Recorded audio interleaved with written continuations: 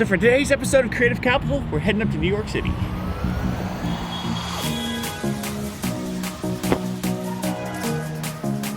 Union Station. I used to come to this place all the time to get inspiration. I love just people coming and going. It always inspired me. So that's the theme of today's episode, getting inspiration as a creative. So let's hit the road, or the rails.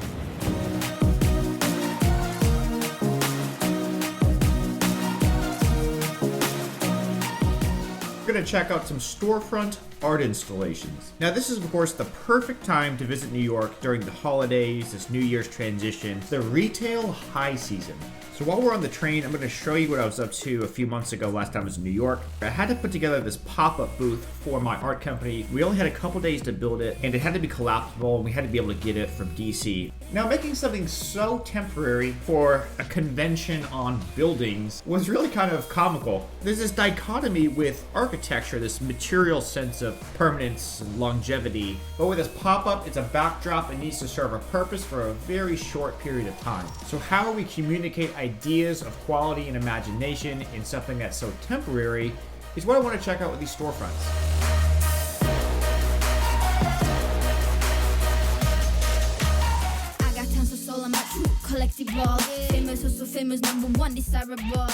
So I'm excited to meet up with my friend Nathan. He's a theater director. I want to catch his unique perspective on things because film sets and stage productions follow a very similar methodology. The artwork of your stage actually takes a supporting role in the background behind your product or performer.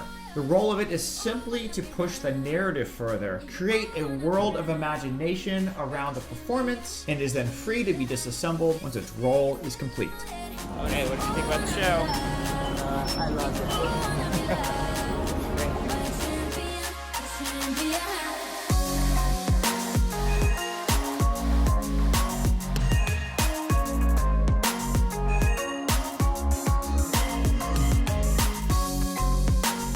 So Nathan and I have a history of crashing in on each other's projects around the world to either support or secretly undermine each other's work.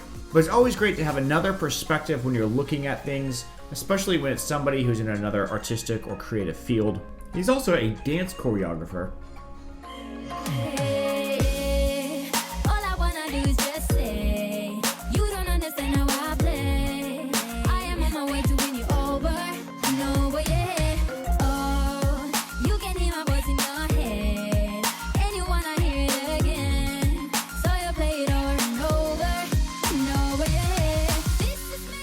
Now, as artists, we're often looking for ways to have our art funded. What's fascinating with these storefronts is there doesn't seem to be any expense spared. Imagination is the currency. These retailers are trying to romance you with the idea of the product more than the actual item itself. These windows become stage sets for the street, and the role of the art is to pull you into that narrative and to make you think of their product in a way that you haven't really seen it before.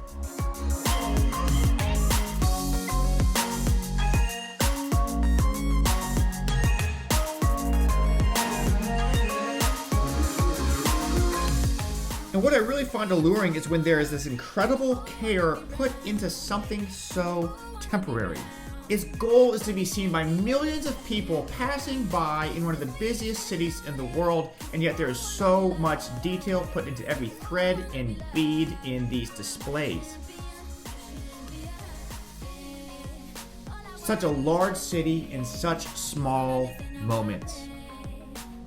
Here art steps to the forefront. When you hit this sweet intersection between art and commerce, there's a priority that comes in capturing the imagination in order to drive interest in the brand. Speak with clarity, 'cause there's too much noise around us. Or maybe it's just me.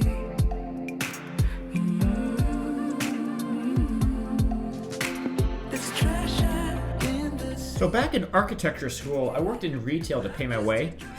And it was hard for me to wrap my mind around how temporary these storefront displays were. They just needed to look good from the front, just for that season. Just needed to get you excited to come into the store where the garments were really what stood out. But it was hard as a young designer to feel like detail and quality weren't going into every aspect of that area. Which is why I think this Coach store is a great example of the opposite.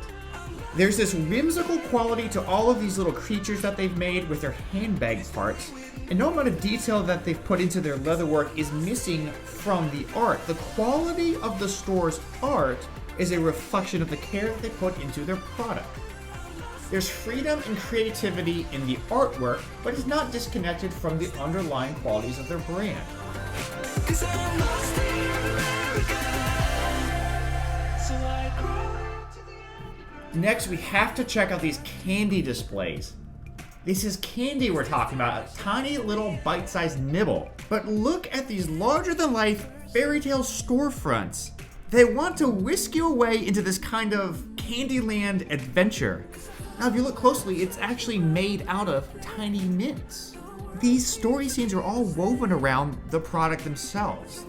There's a Goldilocks Lodge made of chocolate bears. We have a Sugar Puff Dynasty made of cotton candy. A peppermint world made of mints. This one here is truffles. And this one is, what do you call that? A macaroon. And I don't know what this is, like a sugar robot. There's a story, there's a narrative, there's something that they're pulling you into.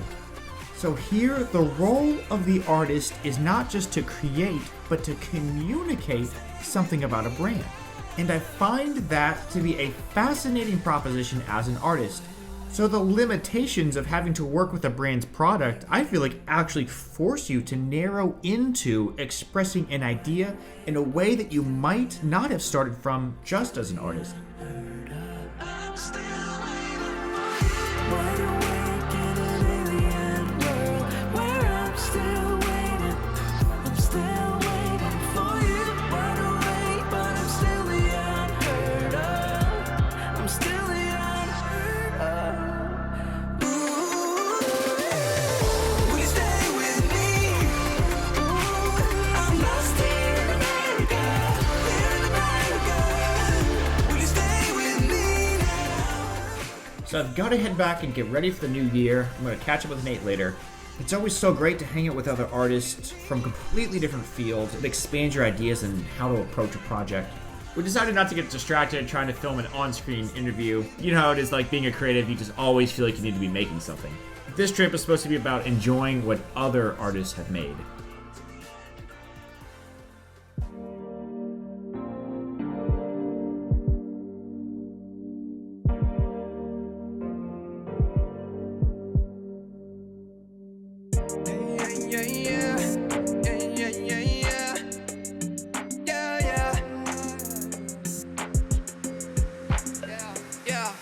When you're an artist, you have an inward inspiration that you're looking to bring outward. But when you're a designer, you're often looking forwards to what a design needs to accomplish, and then you work backwards in order to achieve that. In that relationship, that tension between art and design is what I'm really excited about exploring this year. Can we as designers be a little bit more free and untethered in our creativity to tap into that inner artist? And can we as artists be a little bit more strategic in how we design and experiment with being a little more solution focused like designers? I'm glad you could come along with me for the ride. Maybe you and I will have the chance to collaborate this year. Let me know in the comments what kind of creative expression you're excited to pursue this year. Thanks for tuning in. I'm Aaron Scales, and this is Creative Capital. See you next week.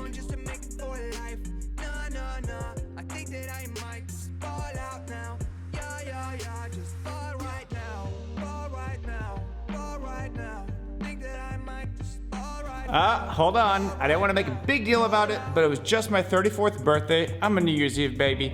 One of the next 3 subscribers who leaves a comment below, I'm gonna give you a present. I'm gonna give you these little bird stickers because I love these. And I think you will too.